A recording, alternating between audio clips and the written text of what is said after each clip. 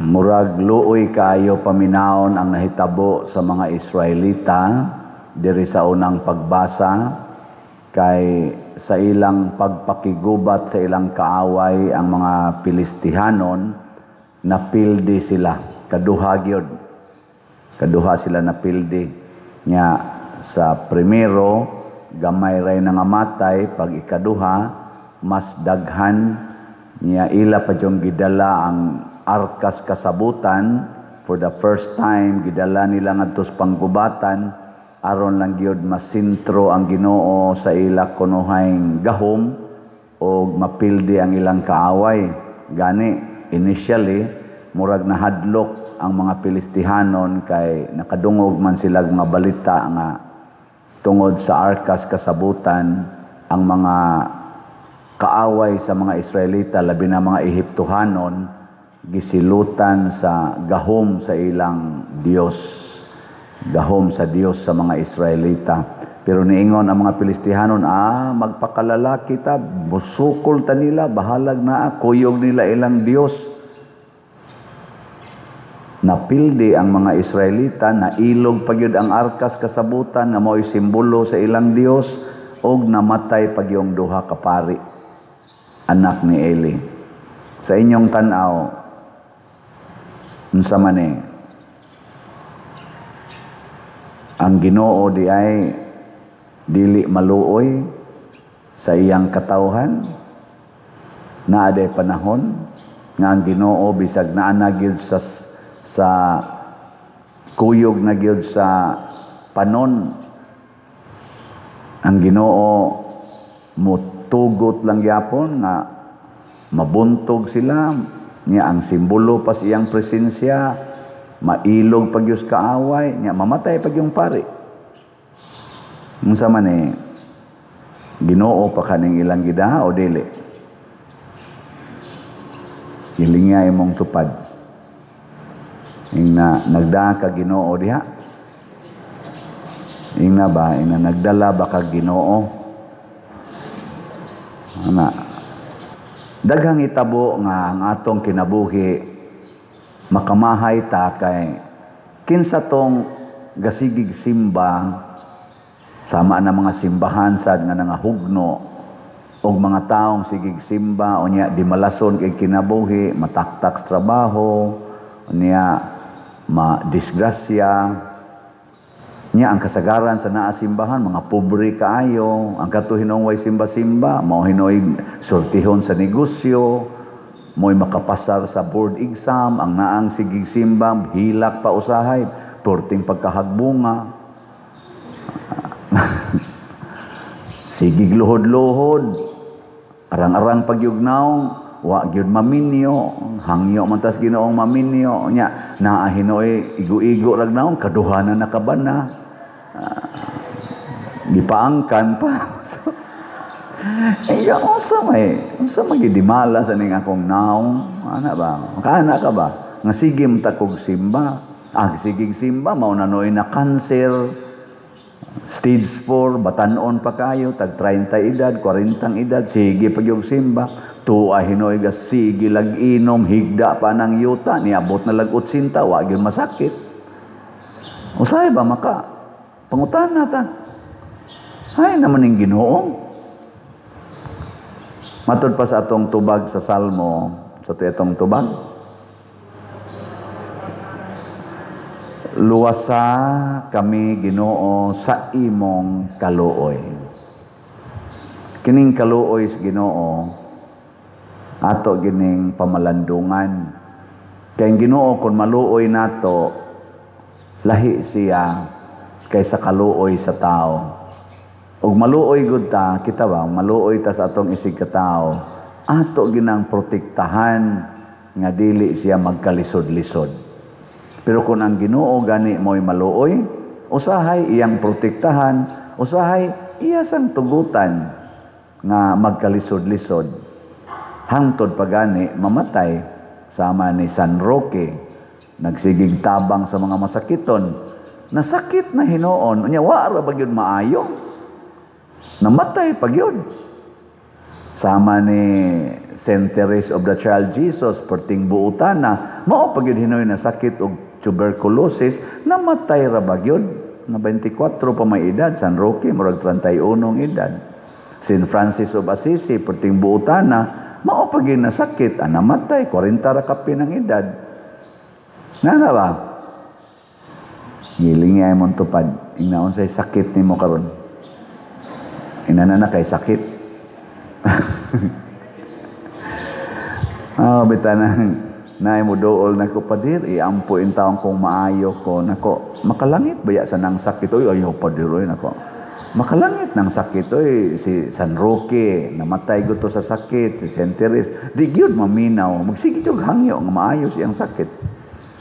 Mao na ngano man kay ang kaluoy sa Ginoo mga igsoon nakasentro sa kaluwasan sa tanan. Ang iyang kaluwasan bang ihatag para sa tanan. Dili lang kaluwasan sa individual, di siya ana. O kung nakasentro sa tanan, usahay iyang ihatag ang sitwasyon nga sakit para sa individual, sakit dawaton, aron paghatag og kaluwasan sa tanan. Example, San Roque. Nasakit si San Roque, hangtod namatay. Gihatagan tag example sa Ginoo nga ang tinuod di ay nga tao nga nagtuo kaniya dili mahadlok sa sakit o sa kamatayon. O kinsa may model? Si San Roque. O, di ba? Anong mura mamug ng aluya? kanang martyrdom ba? Kasakit panitan kang buhi, putlan kas liog, tusukon ka na mga dagom, sigihan kag tiras pana samtang buhi pa ka.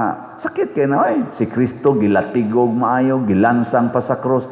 Kasakit nya sige pa og si Maria gahilak pa porting buutana ni Maria, asawa gutos Espiritu Santo. Pero nganong nitugot man kay para man tos kaluwasan sa tanan. Wa ba maluoy ang Ginoo ang Dios Amahan ni Hesus samtang gikulata siya maayo hangtod gipatay? Purting luoya Pero ang iyang pag-antos o ang iyang kasakit o kamatayon para sa tanan haron tudluan ta nga dinhis kalibutan di ta mahadlok nga sakiton, di ta mahadlok nga pasipad-an hangtod ta mamatay. Basta mubarog lang yun ta sa kamatuoran. Kana mao'y gustos Ginoo.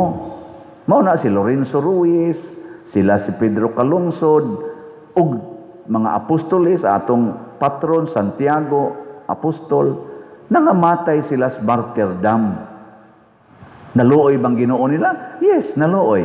O nganong gialaw mas Ginoo? Aron tudluan ang tanan nga kinahanglan gitang muantos og magpakamatay para sa atong pagtuo, maunay makaluwas kay matud pa ni Kristo ang mulahutay hangtod sa katapusan maluwas. Lingay mong tupad ingna mo reklamo pa ka og patyon, ingna mo reklamo ka. Anya kun motubag gani na siya nga kun para sa kaluwasan sa tanan di ko mo reklamo di ba? Yan na ba? Stang nindota mao na gikinahanglan ro sa atong nasod.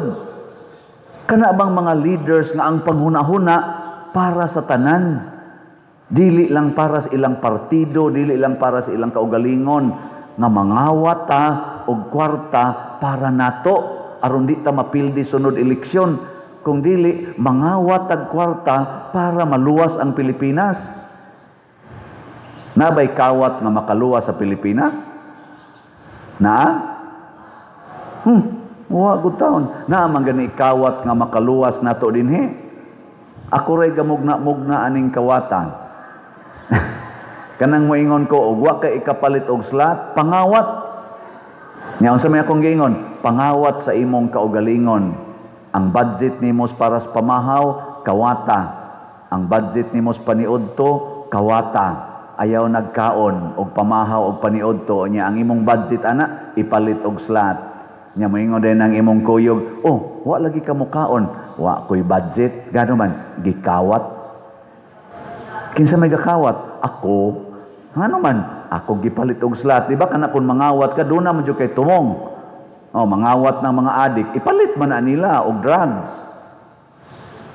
Hala, kawatan ng imong budget para unta pa color sa imong buhok. Kanang budget nimo nga para pariban sa imong buhok, kawatan na ay sa pariban ay pa color. Nya ang budget nimo na ipalit og slot. Mingon din ang imong silingan, "Uy, haladay, bati na lagi kikagnaong." Ya, wa mong ko kapariban, ngano man gikawat ma akong budget. Kisa may nagkawat, ako rasad. "Uy, nabuang ka diha, giyon sa man nimo." Ako gipalit og slot oy para makatabang sa simbahan. Kanang budget nimo sa imong birthday, do na gyud nianhi dinhi. Nihatag og 60,000. Ngano man, di ko mag-celebrate pa der sa akong birthday kay para makatabang ko nga naay matukod nga usa ka balay. Man mo malipay. Di ba? Naunta na. Nya unsa man tay buhaton ani nga ato mga leaders kani mga politicians, dagko kay na silang sweldo. Tag 300,000, 500,000, dagko pa jud kay na silang komisyon, tag 5%, 10% hangtod pa 40% sa mga proyektos DPWH. Ila unta nang kawaton og ihatag sa atong nasod. Dili na nila isod og malita unya dadon sa laing nasod adto dito ideposito hidden wealth. Da, kasabot lagi mo. Naa sila daghang kawatonon karon kanang ilang mga private nga mga jets, private nga mga hotel, mga mansions, ila unta nang ipamaligya unya ang halin ihatag sa atong nasod. Di na sila mo puyo anang mga luho kay mga puy-anan. Di na sila magsigi og hatag anang mga ayuda, ila unta nang himuong proyekto para sa atong nasod. Di na sila magsigig insert anang mga budget, kawato na nilang ilang insertion og ihatag sa atong nasod. Dili kay kawato nila ipalayo sa atong nasod kay ila nang himuong private property or private wealth. Kana be lingiyay mong tupad ning naunsay kawatono ni moron. Mao na gitugot sa Ginoo nga mamatay ang mga pari nga nagdaa atong sudlanan sa kasabutan aron tudluan ang mga Israelita nga kamaong mudawat og kapildihan. Kay mura manggog superior na kailang dating nya ilang hunahuna kung ang Ginoo dad-o na namo mudaog gyud mi. Di ba naam taon na usahay no? Mura bag fanatic na kaitas tanan ba nga makahikap lang kos Ginoo. Kuan jud ko nabi tay video diha sa picture. Sorry ha sa mga atong mga followers og nakasabot nako bahin aning translasyon sa Nazareno didto sa Manila.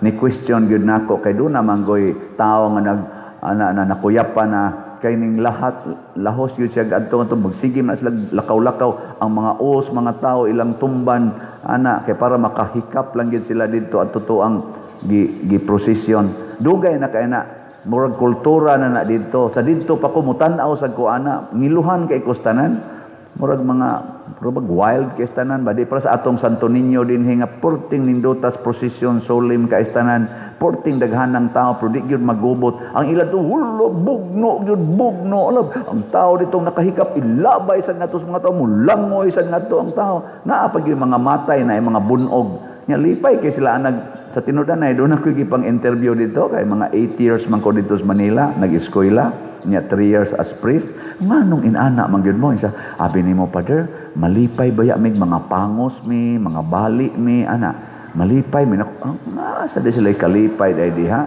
nya kanang mamatay Father malipay mi nga mamatay kay ngano man nakaambit siya sa kasakit ni Nazareno mo na ilang explanation nga moambit mis iyang kasakit mo nang gusto ming pasakitan ang among kaugalingon magtiniil na sila mga tunok mga samads bildo lipay sila Naku, sadista sa dinyo eh. Pero di ko kasabot, pero mo lagi na, mahibong ang mga tao. Sakto ba na o sayop? Nga imong tunob-tunoban, ang imong sa mga tao, lawa sa imong isig ka tao, tungod kay sa imong pagtunob-tunob nila, malipay sila. Kung ako, personal, may mo kong sayop. Kaya man nagitudlo ni Kristo, nga pasakiti ang imong isig ka tao. Wa man nagitudlo. Nya kay wa man gitudlo ni Kristo, sa ato pa, dili nato buhaton. Pasakiti ang imong kaugalingon aron malipay ang imong isig ka tao.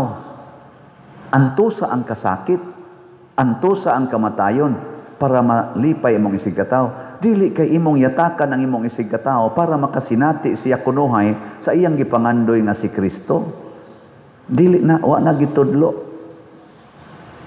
Mo na mo ingon jud ko mobalik tas gitudlo o gibuhat sa Ginoo, do na ba siya gipasakitan, do na ba siya gikulata wa oy, nay sanlahon ay.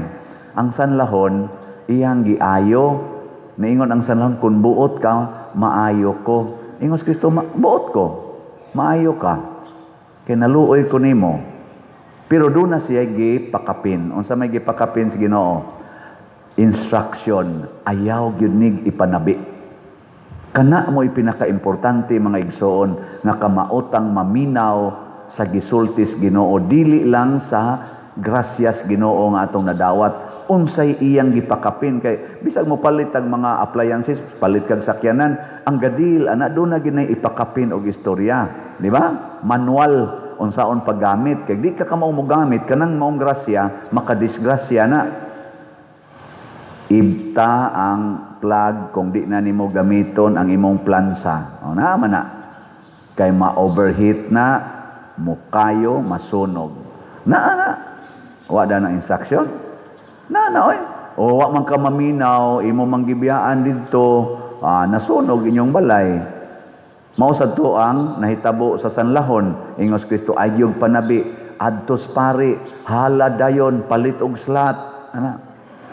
Adtos pare. Ayaw sag panabi.